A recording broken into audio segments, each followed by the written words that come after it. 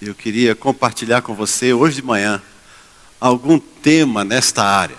Uma palavra de Deus na área da nossa vida em Cristo e do que significa a religiosidade em oposição à nossa vida em Cristo. Por que, pastor, religião e fé não combinam? Não combinam. Ser uma pessoa religiosa é bem diferente do que ser uma pessoa com fé. São duas coisas completamente distintas uma da outra.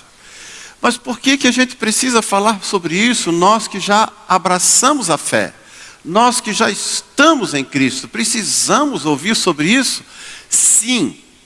Por que precisamos ouvir sobre isso? Porque constantemente a gente tende a se mover de maneira religiosa e não de maneira espiritual.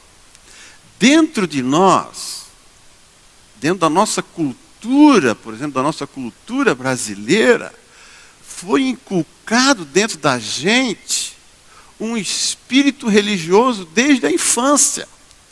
E mesmo depois que a gente abraça a fé em Jesus, mesmo depois que a gente é salvo por Jesus, a gente ainda precisa perceber dentro da gente quais são essas coisas da religiosidade da qual a gente veio e trouxe, que ainda são uma barreira, ainda são um empecilho, ainda são uma luta dentro da gente, para a gente viver a plenitude da manifestação dos filhos de Deus. O apóstolo Paulo diz aos Romanos no capítulo 8, que a criação toda aguarda a manifestação dos filhos de Deus. A criação está aguardando que os filhos de Deus apareçam na terra. Que a terra toda, o mundo inteiro seja influenciado pelos filhos de Deus. Montemor ainda está aguardando a manifestação dos filhos de Deus. Aonde estão os filhos de Deus na cidade de Montemor? Aonde estão os filhos de Deus em São Paulo? Aonde estão os filhos de Deus no Brasil e no mundo? Está o mundo, a criação toda, aguardando que a gente apareça. E a gente muitas vezes não aparece, porque o nosso aparecimento é igual ao aparecimento dos demais. E a gente imaginando ou pensando que está realizando uma manifestação espiritual, estamos manifestando muitas vezes uma manifestação religiosa. E a gente acha que por sermos crentes é uma manifestação espiritual e não religiosa. Nós precisamos aprender a viver livre da religiosidade que foi inculcada dentro da gente desde criança. Desde criança. Desde criança, pastor? É. Quando um pai e uma mãe dizem assim para um filho de 2, 3 anos, 4 anos, não faz mais isso aí que Deus não gosta, Ele vai castigar você. Papai do céu vai castigar você. Você já começa a inculcar na criança um conceito de Deus. E esses conceitos que os nossos relacionamentos, a TV, a literatura, nossa família, a história da nossa família inculcam na gente, ficam muitas vezes marcados ao longo da nossa vida toda. Nossa vida toda. Como é que é, pastor? O pastor está querendo dizer que a gente corre o risco de, como verdadeiros cristãos, a gente passar a vida inteira carregando travas, carregando coisas, princípios da nossa religiosidade? Sim, isso é muito comum de acontecer. Por que o pastor está querendo falar isso hoje? Bem, irmãos, nós estamos vivendo um tempo onde Deus tem mostrado para nós que nós estamos vivendo um divisor de águas. Um divisor de águas. Deus está fazendo a gente passar de uma situação para outra situação. Deus está nos tirando de um determinado tipo de situação e realidade e gerando outro em nós. Está gerando outro. Isso significa viver um novo tempo. Viver um rompimento com uma determinada época e passar a viver a experiência de uma outra época. Deus disse para nós, ao longo do ano de 2018, que Ele estava realizando isso em nós. E não apenas em nós, em Montemor, mas também em nós, como Igreja Fonte de Vida. Não só no Brasil, também fora do Brasil. Deus está fazendo algo. E essa palavra de Deus, ela não veio para nós em 2018, quando essas coisas de Deus começaram a se manifestar mais intensamente. Elas vieram para nós em 2017, uma palavra nesse sentido. Mas a nós como igreja como um todo, e observando agora também para fora da nossa realidade, a gente descobre o quanto a igreja evangélica brasileira precisa experimentar esta cura, essa libertação da religiosidade do Velho Testamento. Olha o que eu vou dizer agora, da religiosidade do Velho Testamento com a religiosidade sincretista brasileira. O crente brasileiro, na igreja evangélica tradicional, de um modo geral, ele vive uma mistura da sua fé, da fé judaica e do sincretismo brasileiro. Bota tudo no liquidificador e a gente já não sabe mais como separar uma coisa da outra. É um negócio sério. Isso que a gente vive. Não é verdade? É impressionante. É impressionante como essas coisas estão interligadas. E na medida que eu tiver a oportunidade de pregar aqui, irmão, nessas próximas semanas, entre uma viagem e outra, né? Eu quero tratar esse tema com a gente aqui, ajudar a gente a entender os processos que a gente vive no nome do Senhor Jesus. Amém? Glória a Deus. Aleluia. Mas isso é verdade, pastor, na igreja evangélica? Vou dar um exemplo. Quando alguém para entrar numa casa, para morar numa casa, tem que ungir ela com óleo. Tem que ungir a casa com óleo para expulsar os... O evangélico diz expulsar os demônios. O sincrético diz expulsar os encostos. O esotérico diz os mal fluidos. Mas é tudo a mesma coisa. Nós estamos na mesma situação. Só para dar um exemplo. Mas isso nós vamos trabalhar mais para frente. Eu queria hoje, irmãos, partilhar com você uma coisa maravilhosa. Eu queria dizer para você e para mim, da parte do Senhor, algo maravilhoso, que eu quero que você abra comigo a sua Bíblia em Gálatas, no capítulo 5, o versículo 1. Gálatas, capítulo 5, o versículo 1.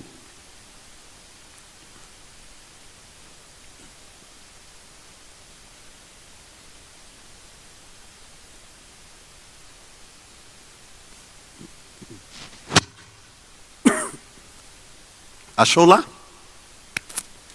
Ali em Gálatas capítulo 5, no versículo 1, o apóstolo Paulo diz assim: para a liberdade foi que Cristo nos libertou. Repita comigo. Para a liberdade foi que Cristo nos libertou. libertou, de novo, para a liberdade foi que Cristo nos libertou. Permanecei, pois, firmes, e não vos submetais de novo a jugo de escravidão. Permanecei, pois, firmes, e não vos submetais de novo a jugo de escravidão. O apóstolo Paulo, ao escrever aos Gálatas, ele chega a dizer: meus filhos, por quem de novo eu sofro as dores de parto, para que Cristo seja formado em vós. Por que o Paulo está dizendo que Jesus precisava ser formado de novo na igreja de Gálatas? Porque a igreja de Gálatas havia, no seu geral, na maioria dos seus membros, havia abandonado Jesus e voltado a viver um jugo de escravidão. Em que sentido que o Paulo está dizendo isso? Por quê? Porque a igreja de Gálatas, o apóstolo Paulo pregou o evangelho da liberdade em Cristo, da salvação pela fé, livres de todo jugo, de toda lei, livres de todo tipo de obra necessário para a salvação. E eles acolheram com alegria essa palavra e passaram a viver essa liberdade maravilhosa. Aí passaram por aquela igreja pregadores dizendo: sim, Jesus é necessário, Ele é para a nossa salvação, mas vocês precisam seguir alguns princípios da lei. Porque se vocês não seguirem alguns princípios da lei, Jesus não será suficiente para vocês. Entre outras coisas, vocês vão precisar fazer algo fundamental, que é se circuncidar. Todos os homens aqui da igreja de Gálatas precisam se circuncidar. Porque é um princípio da aliança de Deus com o seu povo. Então nós precisamos de Jesus e precisamos da circuncisão. Não tem Jesus sem circuncisão. Vocês querem Jesus? Queremos. Então precisam se circuncidar. Porque Jesus não vai realizar, Jesus não vai operar, Jesus não vai fazer tudo o que Ele quer fazer na vida de vocês, se vocês não se circuncidarem. O que é que a igreja começou a fazer? Se circuncidarem. O Paulo ficou sabendo e diz assim: se vocês se deixam circuncidar, vocês estão caindo da fé. Se vocês precisam se circuncidar, Cristo não serve mais para vocês. Não serve mais. Vocês terão que agora ser salvos, se querem, pela obediência completa à lei. Porque Paulo dizia assim: há duas maneiras de uma pessoa alcançar a salvação. Uma, pela lei judaica. E a lei judaica diz que para ser salvo, você precisa cumprir os mandamentos todos de Deus 100%. Na lei judaica é ou tudo ou nada. E Paulo diz assim: Jesus substitui completamente toda a lei. Jesus é um substituto completo. Quem receber a Jesus, quem viver com Jesus, quem fazer de Jesus a sua vida, quem fazer de Jesus a sua história, quem fazer de Jesus o seu alvo, quem fizer de Jesus o seu amor, quem fizer de Jesus a sua esperança, quem fizer de Jesus o seu alvo, esse não precisa de mais nada. Quando é que a religião entra? A religião entra quando eu digo Jesus e mais umas coisinhas. Quando mais algumas coisinhas entram junto com Jesus, a gente começou a abandonar Jesus. E a gente precisa ser corrigido, porque a Bíblia deseja que nós vivamos a plenitude. plenitude. Deus deseja que você viva a plenitude dele, sem lei, sem regra, sem nenhum compromisso que não esteja conectado com a graça do Senhor Jesus, única e exclusivamente. Para nós, o nosso lance é Jesus, Jesus, Jesus. No início do ano passado, a Marielle veio para mim e disse: pastor, recebi uma palavra de Deus para passar para o pastor. Qual é, irmã? Fala. E eu entendi que aquela palavra era uma palavra do Senhor. Ela disse: pastor, a igreja de Montemor, através do pastor aqui, precisa ouvir única e exclusivamente que o nosso alvo é Jesus. Nós precisamos voltar a ouvir falar de Jesus, o amado da nossa alma, o amado da nossa alma. Quando eu olho, irmãos, quando eu olho a obra de Jesus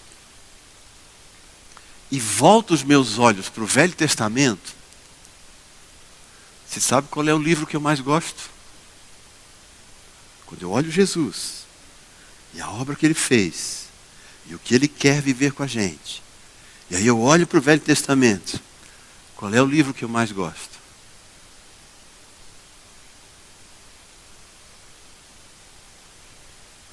Quando eu olho para Jesus e vejo o que ele fez por mim, e vejo o que ele quer viver comigo, a experiência que ele quer fazer comigo, eu me viro para o Velho Testamento, e o livro que eu mais gosto é o livro de Cantares.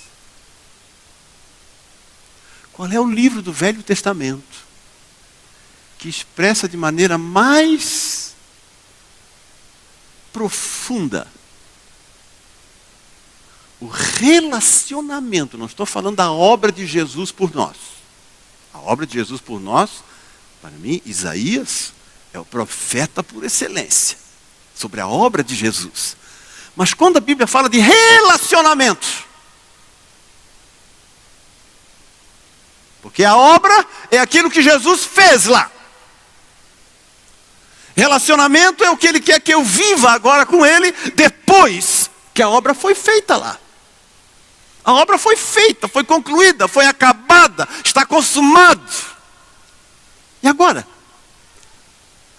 Agora ele me chama para viver com ele. Aí Cantares não tem coisa melhor para a gente entender o que Jesus quer com a gente. Jesus não quer a reprodução de uma religião. Jesus não quer a reprodução dos rituais do Velho Testamento. Não quer. Por que, pastor, que Deus não quer a reprodução dos rituais do Velho Testamento? Porque os rituais do Velho Testamento falavam, não falam mais, falavam de Jesus e da obra que ele ia fazer por nós. Você entende isso, irmão? O apóstolo Paulo, ao escrever sobre isso aos Hebreus, ele diz que essas coisas todas do Velho Testamento eram sombras. Sombras. Ó, eu sou o objeto. E aquela luz lá está projetando uma sombra minha aqui. Aquela lá está projetando outra aqui. Eu estou vendo a minha sombra. O Paulo diz assim, esses ritos, essas coisas do Velho Testamento, todas que são ensinadas e faladas lá, elas falam da sombra. Mas agora nós estamos vendo o objeto. Ora, quem está vendo o objeto, quer ficar olhando para a sombra? Não. Ele quer viver o objeto. O Velho Testamento inteiro, ele apresentava uma sombra. E todos lá no Velho Testamento, quando olhavam pela fé, diz a Bíblia. Olhavam pela fé, porque só viam a sombra. Eles olhavam essa sombra e diziam assim, esse monitor, eles não estavam vendo o monitor, estavam vendo só a sombra. E eles diziam assim, parece que é quadrado. Eles começavam a falar sobre o quadrado. O livro de Hebreus diz que eles ficavam falando sobre Jesus, mas como uma sombra. Eles não sabiam exatamente do que estavam falando. Mas quando chegou Jesus, chegou o monitor. Está aqui o monitor. Para que eu vou ficar olhando para a sombra? Agora está aqui ele. Está aqui ele, o monitor. Gente, olha só. Chegou Jesus, irmão. Chegou Jesus. Quero compartilhar hoje de manhã, se for possível, 4 princípios muito importantes para a gente perceber na nossa vida que Jesus chegou. Jesus chegou. Jesus chegou, irmão. Jesus chegou, irmão. Aleluia. Eu não sou o padre Marcelo, irmão. Mas eu gosto de dizer, Jesus chegou. Jesus está presente. Ele é a nossa vida. Jesus é a nossa vida. E eu quero partilhar 4 princípios que deixam isso bastante claro em relação a Deus. Primeiro, a religião distorce a imagem de Deus, mas o relacionamento traz intimidade. A religião distorce a imagem de Deus, a imagem de Jesus, mas o relacionamento traz intimidade com Ele. Eu fico impressionado como Gênesis 3 nos ensina tanta coisa. Gênesis 3 é um capítulo extraordinário, que fala da queda do homem. A gente aprende tanto ali, irmão. Essa semana aprendi mais uma, que eu nunca tinha meditado sobre isso, que eu vou dizer agora. Gênesis 3. Tem gente que diz assim para mim, como o diabo é safado, né, irmão? O diabo é o que ele é, irmão. Ele é isso, né? Não tem que dizer, mas como o diabo é astuto. Não, ele é essas coisas. Ele é sempre assim, a natureza dele. E se tem uma coisa que o diabo sempre fez ao longo de toda a história, e continua fazendo hoje, é fazer de tudo para que a imagem de Jesus, a imagem do Pai em nossa vida seja distorcida. Olha o que ele fez lá com a Eva. É verdade, né? Que Deus disse que não pode comer de nenhuma árvore do jardim. Qual é a ideia do diabo? É fazer com que a gente não enxergue Deus como Ele é. Que a gente o enxergue de maneira torta. A ideia do diabo é colocar dentro da gente um valor sobre Deus errado, distorcido, para a gente começar a pensar que o nosso relacionamento com Deus é baseado naquela imagem que a gente fez. Mas há muitas imagens que a gente faz de Deus que vieram do diabo. Qual delas, pastor?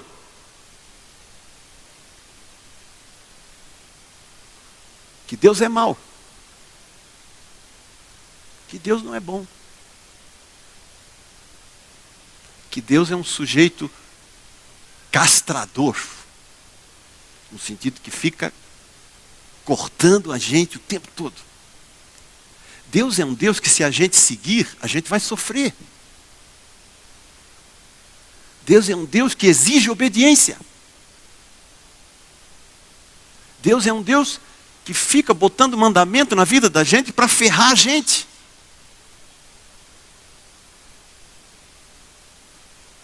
Deus é um Deus do qual a gente tem que ter medo. Porque se a gente não fizer do jeito que Ele falou, Ele ferra a gente. E tudo que dá errado na nossa vida é por causa de Deus. Estou dizendo bobagem, irmão? Não estou, não. Quanta gente, quando acontece uma coisa errada, levanta os olhos para o céu e diz, o que eu fiz, Senhor? É ou não é? Isso é religião, irmão. Porque Deus disse assim para ele, ó, eu vou te dar uma ordem, Adão e Eva, vou te dar uma ordem. Qual, Senhor? Eu estou mandando vocês comerem de todas as frutas e árvores que tem no jardim. Quantas, Senhor? Todas. Quantas são? Sei lá o tamanho do jardim, né, irmão? Mas quem sabe? Umas 3.595 árvores frutíferas diferentes tinham lá no jardim. Talvez eu errei na conta, talvez tenha 4.845 árvores frutíferas diferentes no jardim. Talvez eu me enganei na conta. Talvez tenha 10.000 árvores frutíferas naquele jardim para eles comerem. Deus disse assim, só não come dessa aqui. Essa aqui não.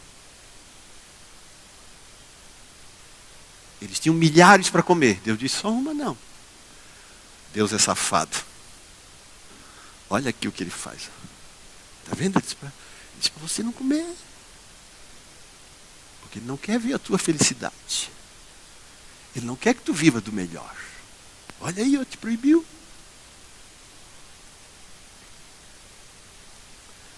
Deus bota 10 milhões para a gente gastar na nossa mão. E bota em cima da nossa mesa lá e diz assim, ó, esses 10 reais aqui tu não mexe, tá? Esses 10 reais aqui não, deixa aí. Aí eu tenho 10 milhões já para gastar e toda vez que eu passo na mesa... Mas tenho 10 milhões para gastar lá. Mas eu passo na mesa... O que é que Deus está querendo com aquele 10 ali? Esse 10. Esse 10. Ele esquece de gastar os outros 10 milhões. Porque Deus disse que não é para mexer naqueles 10 reais. E a imagem que a gente faz dele começa a ser distorcida pelo diabo.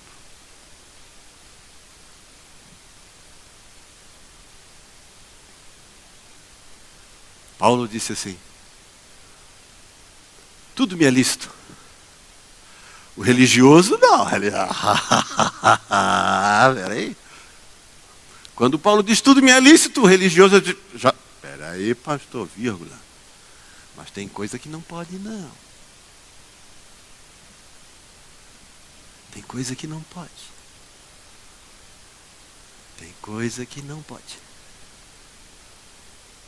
E a gente julga a Deus pelo que não pode.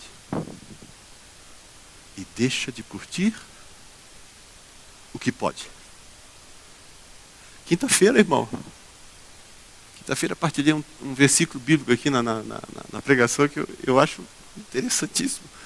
Depois que Jesus cura um menino enfermo, ele se reúne com seus discípulos em casa, conversa sobre a cura do menino, etc. E ele disse assim, eu queria dizer para vocês que em breve eu vou morrer, eu vou ser entregue pelo Sinédrio, para os romanos, e eles vão me matar, eu vou morrer.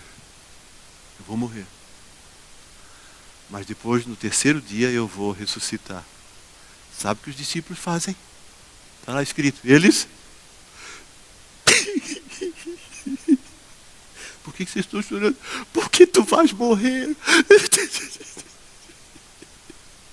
Tu vais morrer. Tu vais nos abandonar. Tu vais deixar a gente sozinho. Você disse que ia ficar com a gente para sempre, mas você vai deixar a gente sozinho.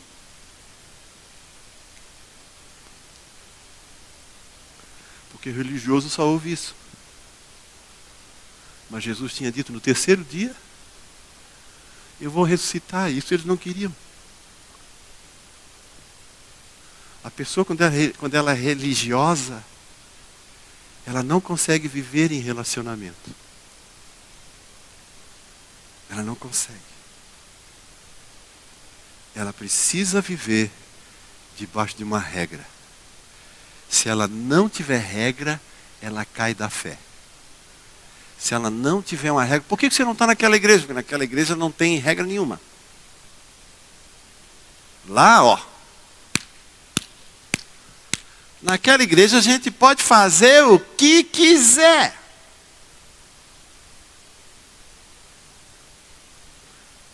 Irmãos, a nossa vida, ela precisa ser dirigida não pelas nossas regras, mas pelo nosso relacionamento com Ele.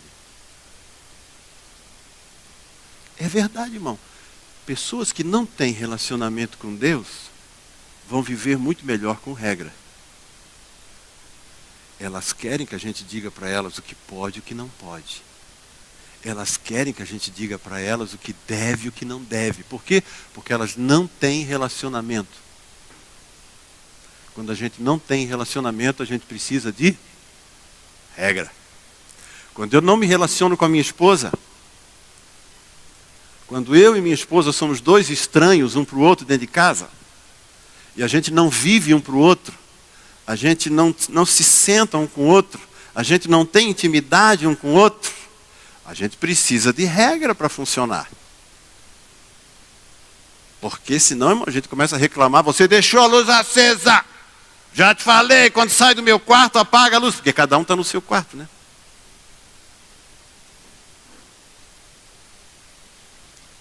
Quando a gente não tem relacionamento em casa, a gente não gosta nem de ajuntar o dinheiro.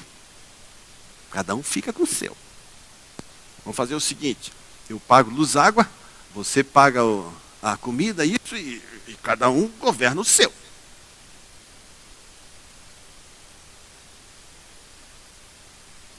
Quando a gente não se relaciona, a gente precisa de regra.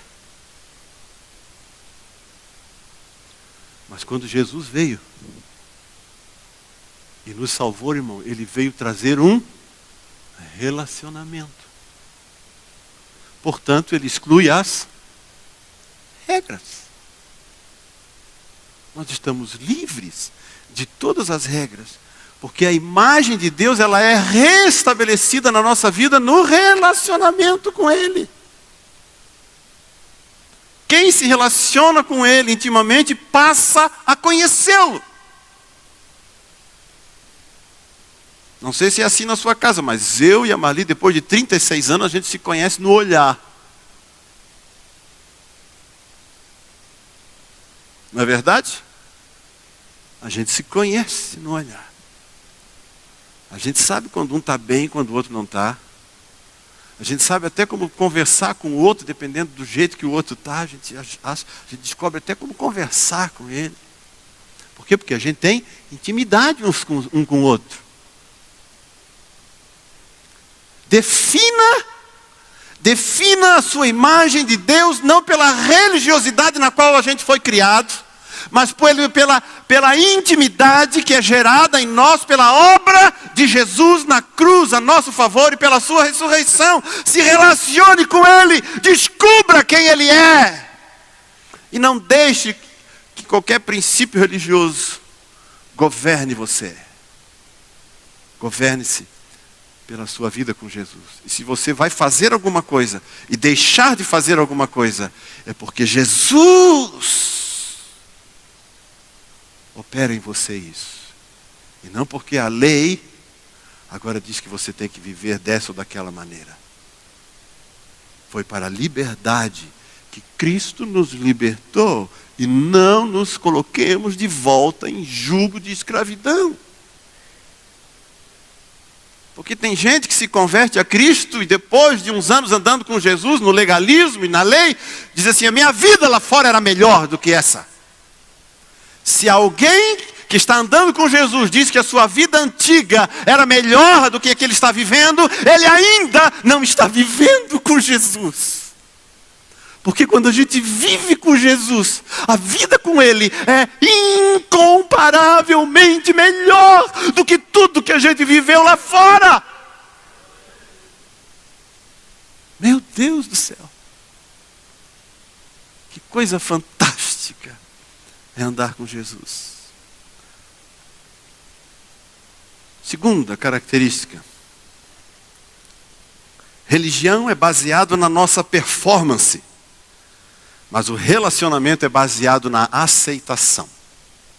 Religião é baseada na performance da gente.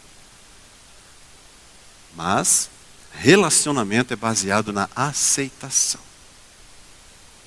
De que o pastor está falando?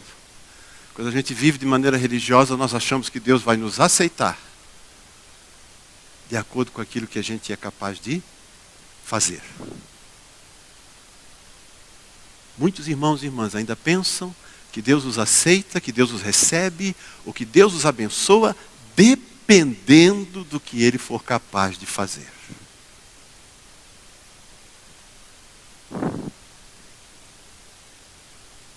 De que o pastor está falando? Vou dar 2 exemplos aqui, irmão. Tem irmãos que dizem assim: jamais serei abençoado por Deus se não dizimar fielmente.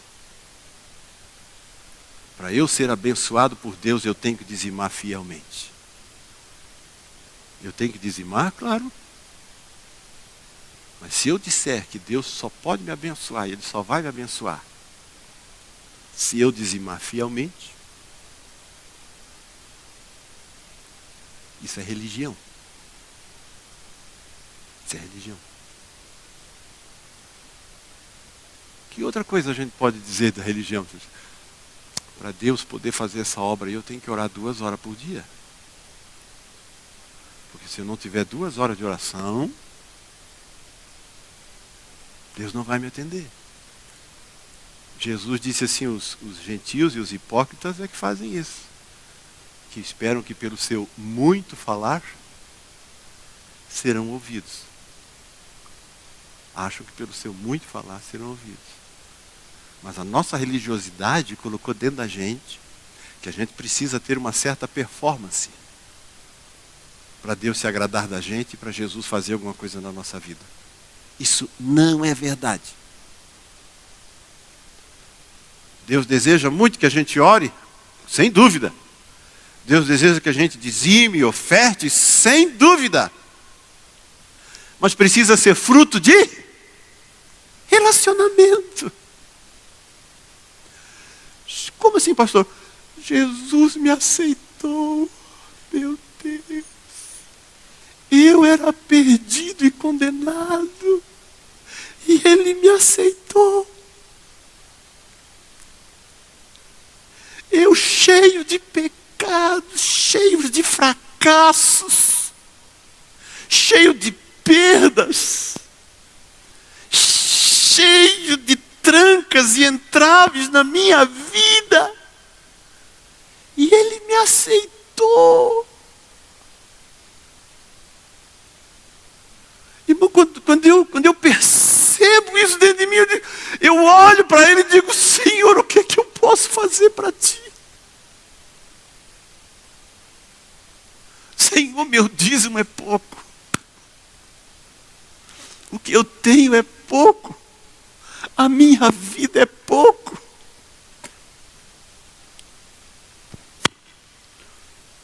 Você está me entendendo?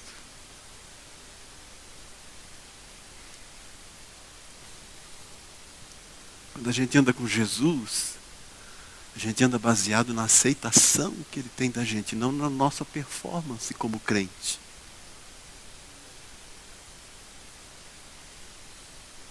Porque se eu depender da minha performance e dizer assim: Senhor, o Senhor vai ter que me abençoar. O Senhor vai ter que me abençoar. No ano de 2018, 2017, 2016, eu não faltei um culto. Eu fui em todas as células. Eu fiz todas as orações que me mandaram fazer. Eu vim em todas as vigílias. Performance. E aí a gente espera poder cobrar alguma coisa de Deus, ou a gente espera que Deus vá fazer alguma coisa por nós ou pelas pessoas à nossa volta, porque a gente fez tudo isso. Jesus disse em Efésios capítulo 2 que não é por obra.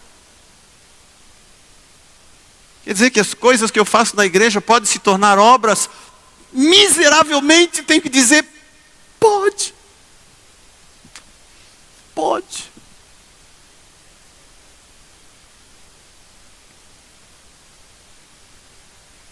Eu fui aceito, irmão. Você foi aceito. O que vale a sua aceitação? Essa é a pergunta.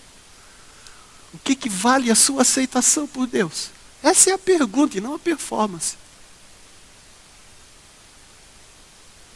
Eu nunca me esqueço de um exemplo de um pastor norueguês que pregou numa conferência do Espírito Santo nossa, no passado, lá em Santa Catarina. E ele e uma equipe saíram lá da Noruega e foram lá para Toronto, no Canadá, para participar de um tempo lá, quando teve aquela unção do riso, na igreja do aeroporto, né? Airport Church, lá no Canadá. E lá quem chegava na igreja caía na unção, e era uma tal de unção de riso, lá que o pessoal ria no Espírito, uma coisa, Deus falava com eles. Ele levou uma equipe para lá.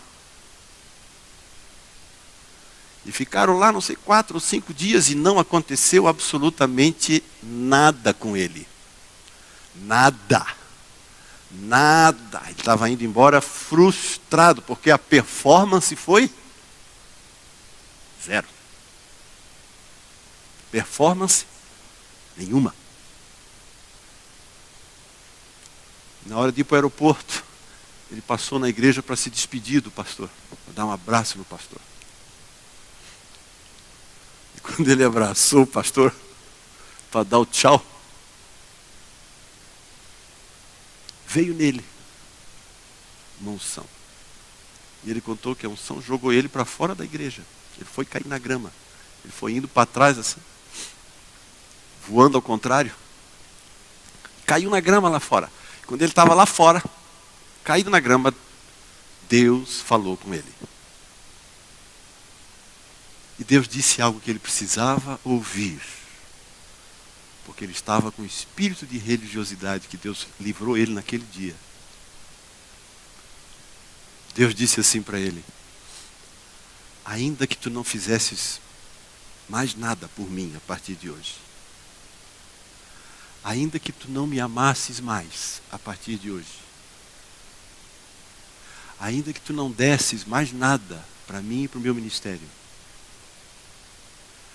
ainda que tu não fosses mais a reuniões, igrejas, ainda que tu deixasses o ministério, tu viesses a deixar o ministério, eu te amaria com amor eterno. Eu cuidaria de você com amor eterno. Eu protegeria você com amor eterno. E eu traria você para minha casa com amor eterno. O que Deus estava dizendo para aquele pastor? Eu quero um relacionamento com você. Eu não preciso do que você faz, eu não preciso da sua performance, eu preciso de você. Preciso de você. Já pensou, irmão? Eu viajando, eu viajei, agora 2 semanas, imagine se a minha esposa tivesse ficado em casa, e quando eu chegasse em casa ela dissesse assim: eu quero ter um tempo contigo.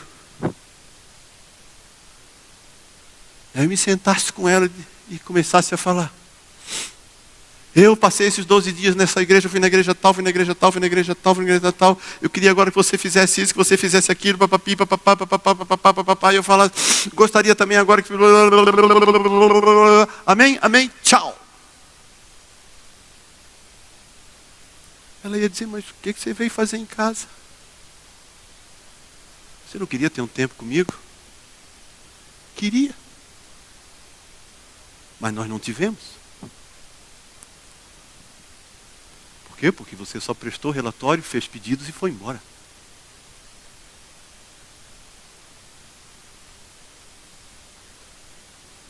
Vamos orar, irmão. Vamos passar a noite orando. E a gente imagina, pensando, e vem para a igreja pensando: Deus, o pastor chamou a gente para uma vigília a noite inteira. O que é que eu vou falar para Deus a noite inteira? Quem é que aguenta falar a noite inteira para Deus?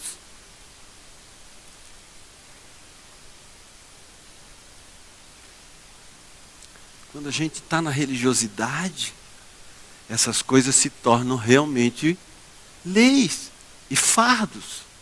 complicados de praticar. Mas quando a gente desenvolve relacionamento, e a gente entende que é um processo dele comigo e meu com ele. Você já leu na Bíblia que tem uma frase que diz assim: apresento a minha oração a Deus e aguardo? Apresento a minha oração e espero? Você já fez isso, irmão? Ou a gente apresenta a nossa oração a Deus e vai embora? Mas ele diz: apresento a minha oração e espero. Por que, pastor? Deus fala com a gente? Irmão, o que é que eu vou te dizer agora, hein? Eu sou obrigado a dizer que fala, irmão.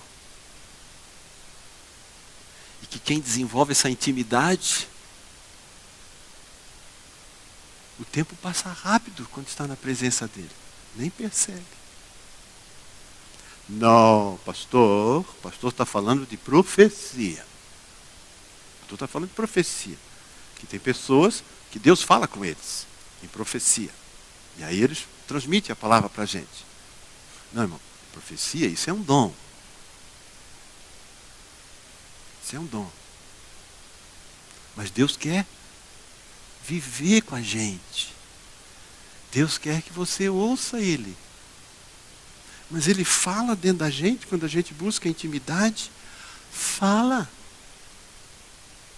Ele fala com você, ó. Você nunca ouviu o Espírito Santo dizer para você no seu ouvido espiritual: meu filho querido. Meu filho querido. Você nunca ouviu?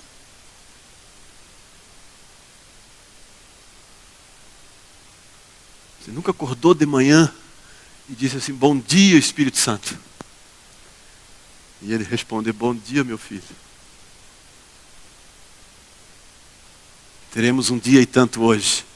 E ele responde: sim, hoje vai ser fantástico o dia com você.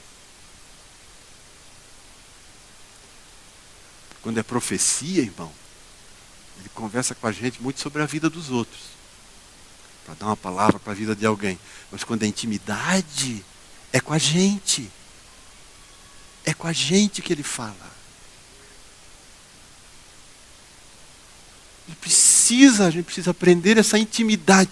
Quando a gente vive relacionamento, a gente fica livre da performance. Porque o que mais mete medo na gente é a performance. O diabo bota medo na gente. De a gente nunca ter a performance suficiente. Tem gente que diz assim: se eu não for no culto, a minha semana não é a mesma. O que tem o culto a ver com a semana, irmão? Isso é religião. Por quê, pastor? Porque culto aqui tem a ver com os irmãos, irmão. Você não precisa aqui do culto para se encontrar com Deus. Eu vou na igreja para me encontrar com Deus.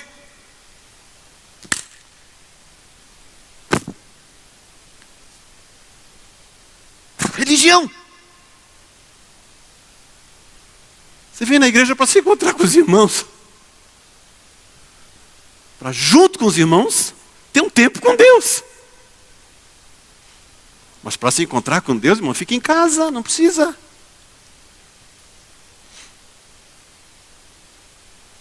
É por causa da gente. Deus fez da gente uma família. Ele quer que a gente viva em família. Por isso a gente se encontra e tem essas oportunidades maravilhosas, irmão, entende? Terceiro, irmão, preciso terminar. Terceiro. São só 4, por favor. Religião foca no que Deus pode fazer por mim. Relacionamento foca no que Ele é. Religião foca no que Deus pode fazer por mim. Relacionamento foca no que Ele é. Por que o pastor está dizendo isso, irmão? Talvez você, por favor, não me julgue no que eu vou dizer agora.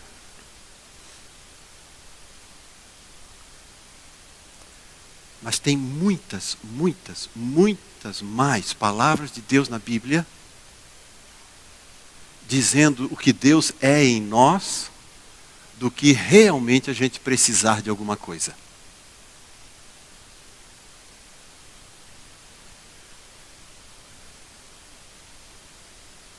Salmo 23, versículo 1 diz assim: o Senhor é o meu pastor, nada me faltará. Tem uma outra versão em português que se aproxima um pouco mais do significado, que diz assim: o Senhor é o meu pastor, não tenho falta de nada. O Senhor é meu pastor, não tenho falta de nada.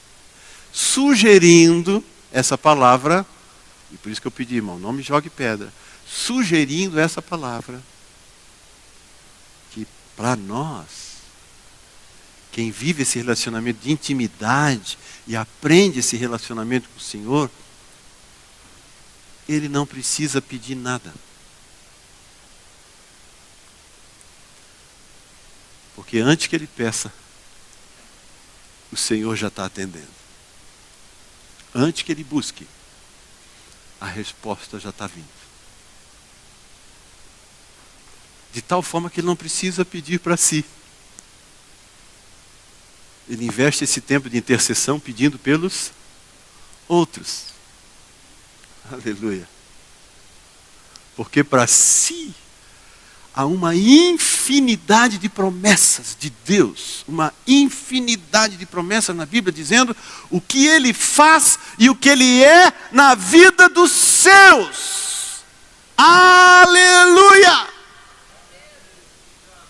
E se eu olhar para a minha vida, se eu olhar para a minha vida ao longo desses anos todos, que eu ando com Ele desde os meus 15 anos, se Deus dependesse para me abençoar de tudo que eu pedisse para a minha vida, eu não estaria onde estou hoje. Eu não viveria o que estou vivendo hoje.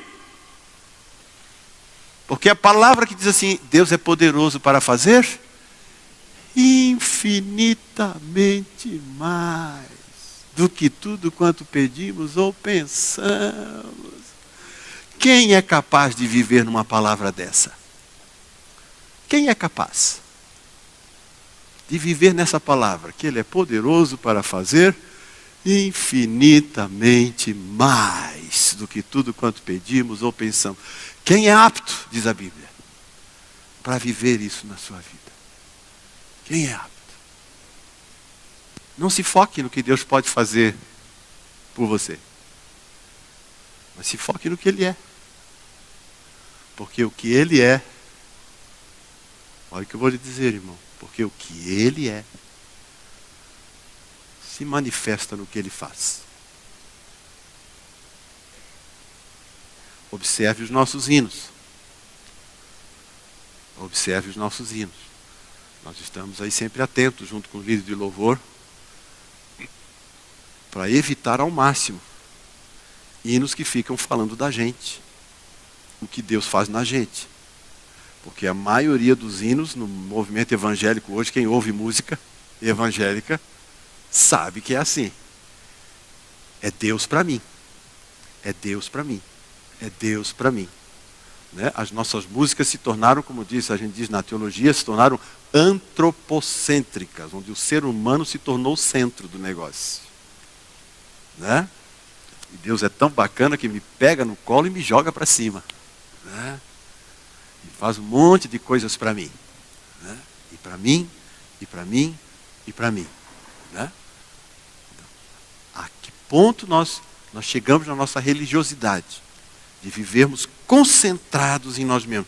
Desconcentre de você. Experimente passar uma semana sem pedir nada para você. Só agradecer pela fé. Lembrar-se da promessa dele e agradecer sem pedir.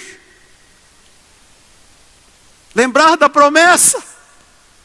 Como Deus disse, faça a minha promessa lembrada a mim em oração.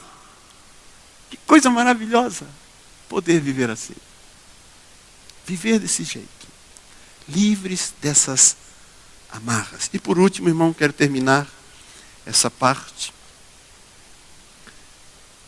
Religião gera liturgia e formalidade. Relacionamento gera espontaneidade. Religião gera liturgia e formalidade. Relacionamento gera espontaneidade. Esse Judá Bertelli, eu quero terminar essa pregação com essa história dele. Eu acho que já contei aqui uma vez. Você me perdoe quem já ouviu, mas eu gosto muito desse exemplo. E para mim ele é muito louco, esse exemplo. Ele diz que uma vez ele estava orando, ele teve uma visão. E nessa visão, Deus estava sentado no seu trono, o Judá Bertelli.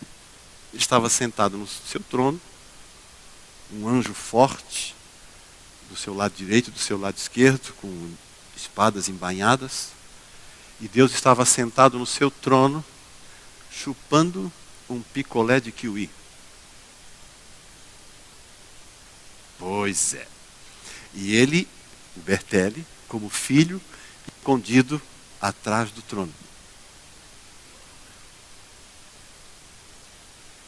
E a uma certa altura Deus bota o braço assim em cima do descanso, né, da parte lateral do trono, com o picolé de kiwi. Ele olha o picolé, se levanta assim por trás do trono, pega o picolé da mão de Deus e sai chupando. E o anjo saca da espada para pegar ele. E na visão, tudo acontece na visão. E na visão, Deus diz assim: embainha tua espada. Foi o meu menino que pegou o picolé. Foi o meu menino. Durante os primeiros anos da minha vida de fé, que eu tinha muita religiosidade dentro de mim, eu tinha extrema dificuldade de ler 1 João. Porque em 1 João, João trata os seus discípulos como? Como é que ele trata os seus discípulos lá? Ele chama de filhinhos. Isso é jeito de se relacionar, gente? O que é isso? Nós estamos na igreja. Como se Deus agora chegasse para a gente e chamasse a gente de filhinho. E sabe o que Deus fez? Deus me mandou estudar Romanos. E aí eu cheguei em Romanos 8. E vi lá uma passagem que dizia que Deus, por meio do seu Espírito, faz com que a gente chame a Ele de Abba. Abba. Abba, sabe como é que é em português? Papai. Paizinho. Meu querido.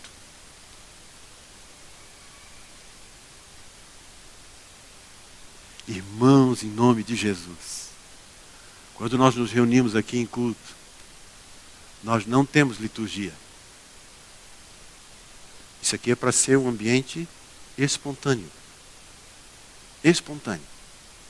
Significa que na nossa espontaneidade, Deus se move como quer, do jeito que quer e sobre quem Ele quer. E nós não vamos controlar nada além do bom senso e da ordem. Nada além do bom senso e da ordem. De resto, irmão, nós não queremos fazer gente litúrgica. Nós não queremos vestes sacerdotais, nem estolas, nem vestes, nem roupas de domingo, nem penteado de domingo, nem casaco de domingo. Essa é a roupa para ir no culto. Pastor tem que se vestir dessa maneira, membro tem que se vestir dessa maneira. A gente tem que se apresentar diante de Deus com reverência. Alguém outro dia disse para mim numa reunião nossa: pastor, tem que ter reverência. Aonde a gente aprende na Bíblia que tem que ter reverência? Está lá, ele citou diversas passagens. Da onde? Da onde que ele citou? Do Velho Testamento. Não, me dá uma do Novo aí, irmão. E do Novo ele não tinha. Porque muito do que a gente chama de reverência hoje é religiosidade.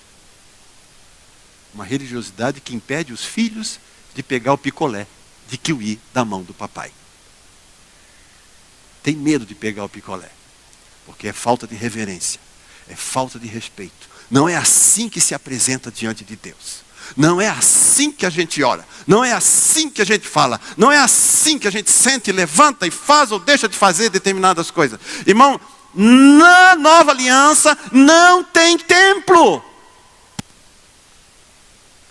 Em Atos capítulo 15, quando os irmãos conversam sobre esse assunto, Tiago se levanta no final e diz: é bem verdade o que o irmão Paulo e o irmão Pedro estão dizendo aqui, porque o que eles estão dizendo, confere, ele diz, confere com o que está escrito no profeta que disse: nos últimos tempos levantarei o tabernáculo caído de Davi. O que era o tabernáculo caído de Davi? Ele não tinha templo. E ele tinha a arca.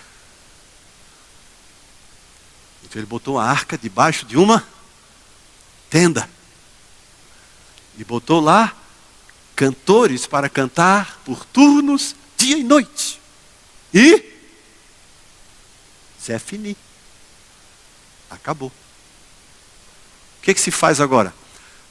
Todo mundo que quiser chega debaixo da tenda. Não tem mais uma maneira de como chegar debaixo da tenda. Não tem mais um rito. Não tem mais uma forma. Não tem, não.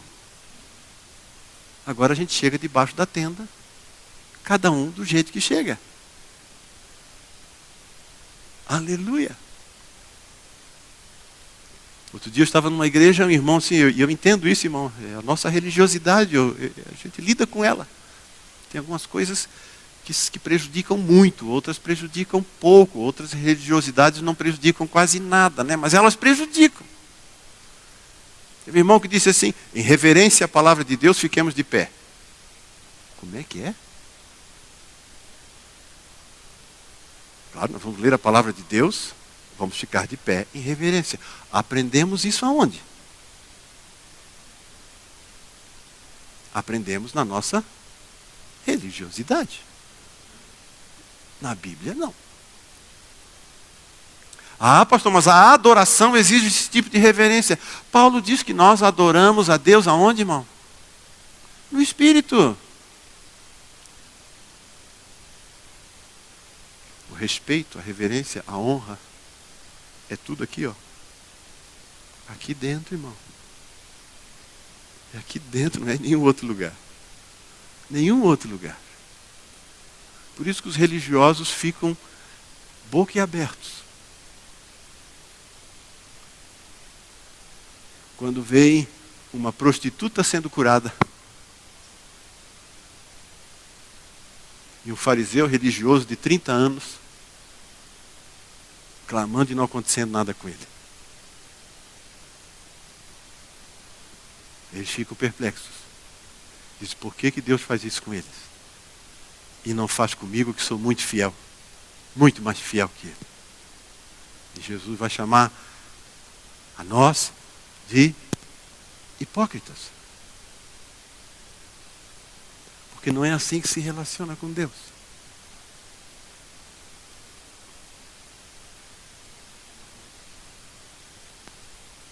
Teve um culto na Austrália de uma igreja parecida com a nossa, há anos atrás.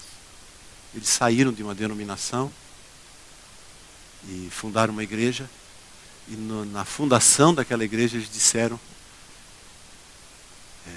Senhor, aqui quem vai governar é o teu Espírito, e o teu Espírito poderá fazer o que quiser aqui. E a igreja toda disse: amém. E eles cresceram, irmãos, ficaram grandes. Estavam numa igreja assim, que nem a nossa, cheia. E de repente a esposa de um dos obreiros chegou para o pastor que estava dirigindo o culto, que do lado dele falou um negocinho no ouvido. O pastor olhou para ela e disse assim: irmã, você tem certeza? Tenho, pastor. Aí ele disse: vamos dar uma paradinha no nosso culto aqui, irmãos. Ele chegou para o lado. Ela começou a plantar bananeira. no altar. Botar bananeira, cambalhota para lá, cambalhota para cá. Ficou no bananeira de novo, outra cambalhota. E disse, obrigado, pastor. Voltou para o seu lugar e ele continuou o culto. Quebrou o esquema. Quando ela sentou-se e o culto continuava, levantou-se um homem no meio do culto. E foi lá na frente. Posso falar, pastor? Pode. Culto, irmão. Ele falou assim, eu sou satanista até hoje. E o meu culto lá, a minha reunião, me chamou como emissário para eu conhecer a igreja, conhecer os pastores, e a gente começar um trabalho para destruir os pastores e essa igreja aqui, que está da parte de Satanás, foi um mandamento para a gente acabar com vocês. Aí ele disse assim, mas quando eu entrei aqui, eu senti dentro de mim um negócio estranho. Eu comecei a pensar assim, mas será que Deus existe mesmo? Ele testemunhando para a igreja. Será que Deus existe mesmo? Não, não é possível. É só o Satanás que existe. E eu sempre aprendi que essa gente tem que ser eliminada e destruída para nós podermos governar o mundo. Nós temos que tirar essa gente de cena. Ele dando o testemunho dele. Mas eu entrei aqui e senti um negócio estranho. Eu senti uma certa alegria, uma sensação de paz, assim, dentro de mim, que eu nunca senti. Eu nunca senti. Aí eu disse assim, olha, se Deus existe, alguém aqui nessa igreja vai se levantar e vai lá na frente fazer umas piruetas. Se alguém aqui agora se levantar e lá na frente fazer pirueta, então Deus existe mesmo. Ele acabou de falar isso, a irmãzinha, dirigida pelo Espírito Santo, foi lá na frente fazer pirueta. E aquele homem conheceu a Jesus, porque Jesus decidiu parar um culto por causa dele. Viver assim, irmão, é privilegiar o relacionamento e não a liturgia da coisa. Aprender a ouvir o Senhor e andar na vontade dEle é fundamental para a gente se mover no Senhor e na sua vontade. Livrar-se da religião. Eu tenho um exemplo da minha vida que muitos de vocês conhecem, para mim, marcante. Nunca vou esquecer isso em toda a minha vida.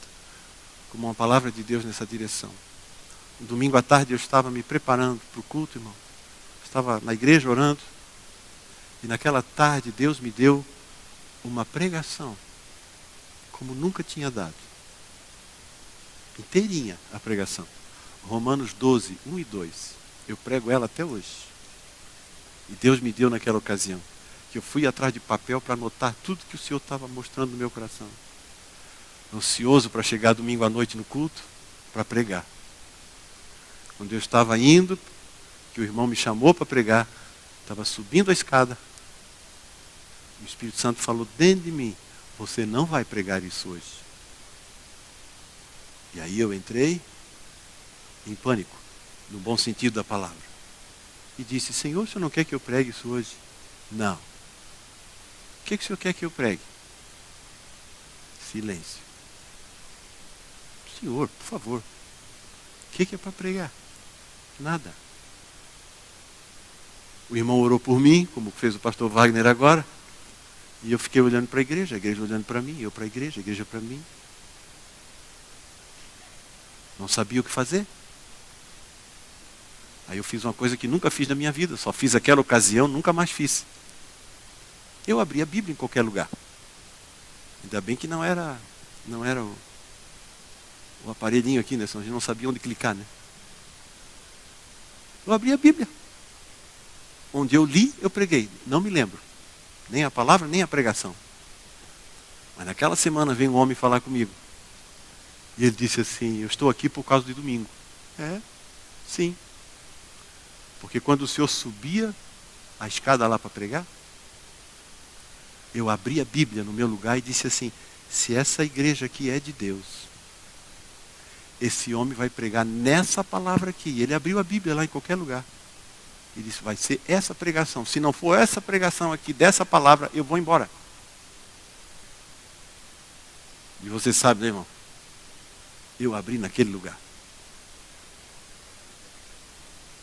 Porque ele era matador de aluguel. E ele disse assim, se Deus não falar comigo aqui hoje, eu vou sair daqui, vou me matar, que eu não aguento mais. Deus para tudo para atender a gente. Deus para qualquer coisa para atender você. Jesus para ver quem foi que tocou nele. Mas não toque com religião, toque com relacionamento. Não toque com a sua performance, toque com a performance dele. Não toque com as suas ideias, toque com a palavra dele. Deixe ele fazer isso. Quando ele faz isso, tudo muda. Mas eu e as minhas coisas, você e as suas coisas foram todas lavadas e santificadas pelo sangue de Jesus. Eu e as minhas performances foram lavadas no sangue de Jesus. O que Jesus quer é só relacionar-me comigo. Quer relacionar-se com você. E fazer essas coisas bonitas, extraordinárias, maravilhosas na sua vida. Quando a gente vive isso, irmãos, a gente não se sente mais pressionado para falar de Jesus, né? Irmãos, nós temos que pregar o Evangelho, nós temos que falar de Jesus. Abra a sua boca e mantenha essa boca da mudez e fala em nome de Jesus, é mandamento. Nós temos que pregar o Evangelho para todo mundo. Irmão, quando a gente começa a ter um relacionamento com Jesus, irmão, a gente não aguenta. A gente vê a situação da pessoa, já começa a pensar de que jeito que eu vou falar para ele agora. É na rua, é no avião, é no carro, é na carona, é na fila do banco, é conversando de futebol, é batendo papo. Você começa a achar o jeito de chegar. Ah, por que faz isso? Tem um negócio que arde dentro da gente. Não é mandamento. Não é obrigação. É dentro da pessoa. Deixe isso viver dentro de você. Não viva de coisas exteriores, viva do que está dentro. O Espírito Santo está dentro de você, não está fora. Essa aqui não é a casa de Deus, você é a casa de Deus. O que você precisa é de Jesus, o que eu preciso é de Jesus. Jesus em nós é a nossa esperança de vida. Você precisa de Jesus. Quem vai mudar a sua vida é Jesus. Quem vai encher o seu coração é Jesus. Quem vai dar vitória na sua vida profissional é Jesus. Quem vai transformar o seu casamento é Jesus. Quem vai curar você é Jesus. Quem vai libertar é Jesus. Quem vai dar um novo conhecimento é Jesus. Aleluia. Você reparou que nós paramos de usar óleo aqui para tudo, irmão? Por quê? Porque já tinha irmãos achando na igreja que sem óleo a coisa não funciona. Não, óleo é só para enfermo. Só passamos óleo quem falar que está com um problema de saúde, põe óleo. Porque a Bíblia mandou. A Bíblia mandou, a gente faz. Nas outras coisas a gente não faz. Para não correr o risco de achar que Deus faz quando derrama óleo. Que nem aquele irmão. Queria botar óleo na tomada da casa dele, porque ele aprendeu num livro que se ele ungisse as tomadas, o demônio não entrava pelas tomadas. Um irmão. Unge o umbral das portas todas, porque se você ungir a porta, o demônio não passa na porta. Agora o demônio é gente, para passar em porta que nem nós.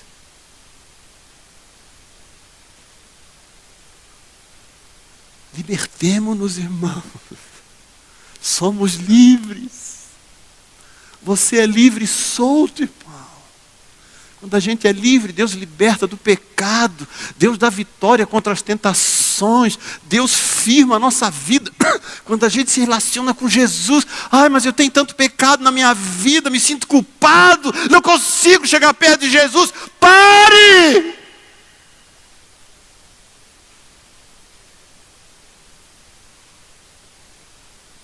Jesus já morreu por causa disso. Acheguemo-nos confiadamente ao trono da glória. Acheguemo-nos confiadamente, poxa. Pare com essas coisas dentro do seu coração. Papai é especial, é maravilhoso e abençoador da minha vida e da sua. Você vai viver o melhor de Deus, irmão. Você precisa viver o melhor de Deus em todas as áreas da sua vida. Ele quer lhe abençoar. Ele quer fazer coisas novas em você. Ele quer botar direção. Ele quer, Ele quer, Ele quer, Ele quer, Ele quer. Ele é bom. Ele é completamente bom. Jesus é completamente bom. Não tem maldade nenhuma nele. Não tem sacanagem em Jesus, irmão. Não tem. Ele não vai puxar o seu tapete. Oi, está tão bom, não quero nem falar, porque se falar, estraga. Há um tempo novo do Senhor com a gente. Tempo longe de religião e religiosidade. Cheio da graça abundante dele, do relacionamento amoroso dele, da palavra dele para nós. Aleluia, chega. Glória a Deus. Feche os seus olhos se você quer. Por que a gente pede para fechar os olhos, pastor? Porque nós somos religiosos? Não. Se você quiser ficar de olhos abertos, pode ficar. Quero olhar para cima? Pode olhar. Quando a gente fecha os olhos, a gente se concentra melhor naquilo que a gente quer fazer. Porque os olhos tiram a atenção. Por isso que a Bíblia diz que nós não andamos pelo que vemos, porque os olhos tendem a nos afastar. Feche seus olhos. Jesus disse para nós hoje que as nossas religiosidades têm distorcido a imagem dele, mas ele quer intimidade com a gente. Ele disse hoje de manhã para nós que tudo que ele quer fazer na nossa vida é porque ele nos aceitou e não porque a gente tem uma boa performance espiritual. Ele aceitou a mim e a você. Hoje de manhã ele disse para você que é para você se focar não no que ele pode fazer por você, mas no que ele é para você. Hoje de manhã ele falou para você não ficar ligado em coisas exteriores do relacionamento, como formalidades, liturgias, mas na sua própria espontaneidade, de você ser para ele o que você é, de você falar com ele como você quer, de ele poder se manifestar para você como ele quer se manifestar. Fale com ele. Aleluia. Fique de pé, querido irmão. Queria orar com você de pé.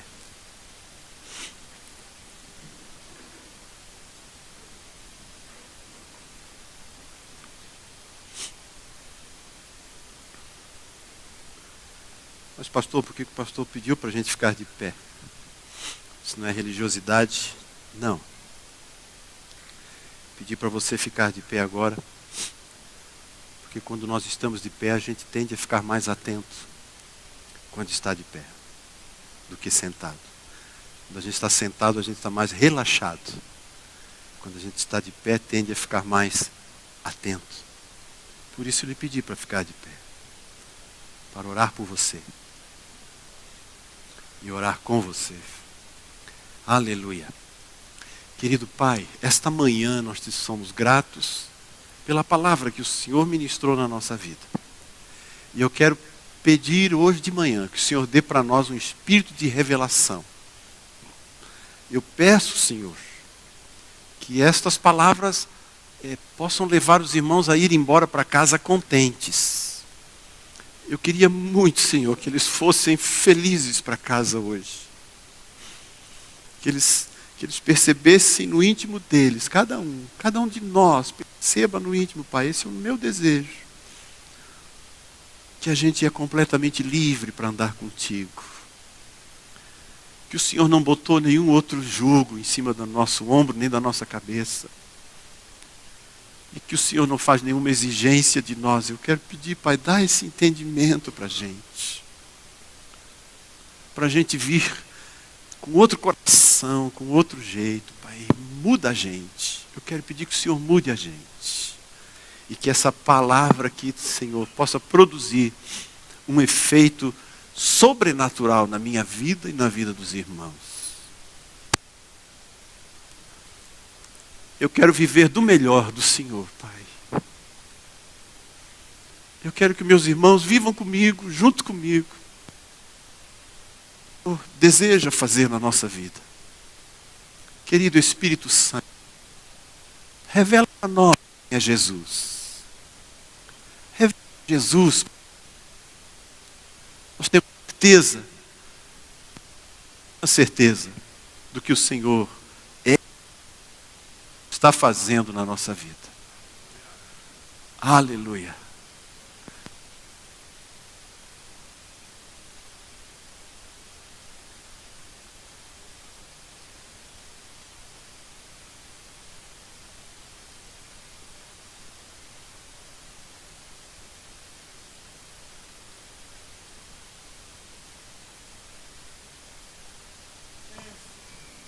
Tomarmos posse do melhor do Senhor para a nossa vida, Pai.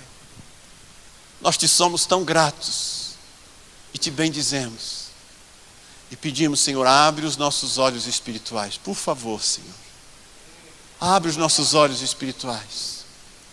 Para a gente ver o que está acontecendo. Para a gente ver o que o Senhor está fazendo. E para a gente ir na direção do que o Senhor está fazendo em nós. Pai, eu quero pedir por mim. Pedir pela Marli, pela minha família. Quero pedir pela família dos pastores aqui comigo. Que o Senhor abra os nossos olhos, Senhor. Que a gente não viva cego. Que a gente não deixe nenhum espírito de religiosidade voltar para o nosso meio. Que a gente mesmo não fique religioso. Liberta nós, Senhor. Porque se o Senhor libertar a nós, temos certeza que as nossas igrejas também vão ficar libertas. O que o Senhor der para nós, o que a gente receber, a igreja vai receber, Senhor. Temos certeza disso. Ajuda-nos a viver do Senhor, a viver da sua palavra, a viver da sua vida, Jesus. Nós só queremos o Senhor, mais ninguém. Nós só precisamos do Senhor. O Senhor é a nossa vida. O Senhor é a nossa paz. O Senhor é tudo que nós precisamos. O Senhor é o nosso pastor. Nós não temos falta de nada. É o Senhor que nos leva para pastos verdejantes. O Senhor é que nos põe em águas tranquilas. O Senhor é que mostra a vereda da justiça para nós. Ainda que a gente desça em vales de sombra e de morte, a gente sabe que o Senhor cuida de nós.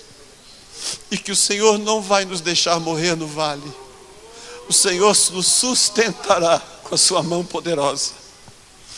Nós cremos, Pai, que o Senhor faz a gente sentar na presença do Satanás e dos nossos inimigos, e vai fazer o nosso cálice transbordar.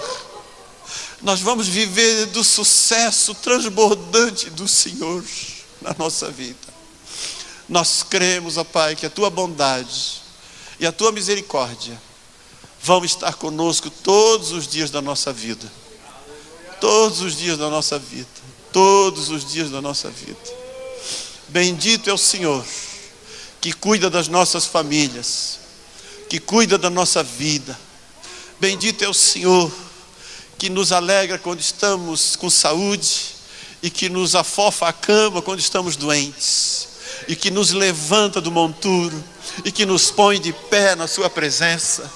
Bendito é o Deus que sara as nossas enfermidades, e que da cova redime a nossa vida.